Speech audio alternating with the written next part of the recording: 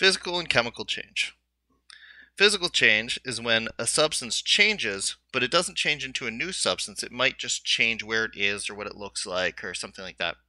Some common physical changes: breaking or cutting a substance but not turning it into something new, like chopping carrots. Dissolving a substance into another substance, but there's a chemical reaction happening there, something like putting salt in the water. And the other very common physical and chemical change that we're going to think about is a change of state. So like water freezing into ice. Despite the fact that we have different words for water and ice, they're both still H2O, so it's not a new substance. The particles that make up the substance remain the same.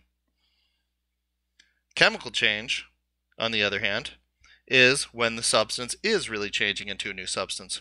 Here we see in forest fire where the wood is turning into charcoal, and this is a chemical change because that charcoal is a fundamentally different substance from the wood. Here we see some rusting. This iron is being turned into iron oxide. It is a different substance at the end, and so when a new substance is formed, that is a chemical change. We have 5 indicators of chemical change. These things are things that occur most commonly in physical or in chemical changes. They're not exclusive to chemical changes, so we should think of these as clues or observations that will allow us to make an inference about whether something is a physical or chemical change. Heat or light being given off, obviously we can see in the fire. A new color appearing when the light brown wood turns black, or when this metal is corroding. Bubbles. This is some magnesium and hydrochloric acid, and we can see the bubbles are an indication of a new substance because that's hydrogen gas that's being given off.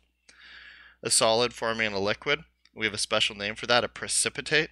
So these two liquids get mixed, and as a result, this solid forms that is clearly opaque and different, and it's a new substance being formed.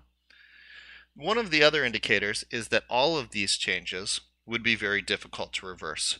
So for example, if I had an ice cube and I let it melt, well, that's not hard to reverse. I can take that water and stick it back in the fridge and it'll turn back into ice, or a freezer, I guess. But how am I going to get this rust to turn back into iron? That's a tricky thing to do. So the change being hard to reverse is another indicator, another clue that it might be a chemical change that you're looking at. So that's the difference between a physical and a chemical change.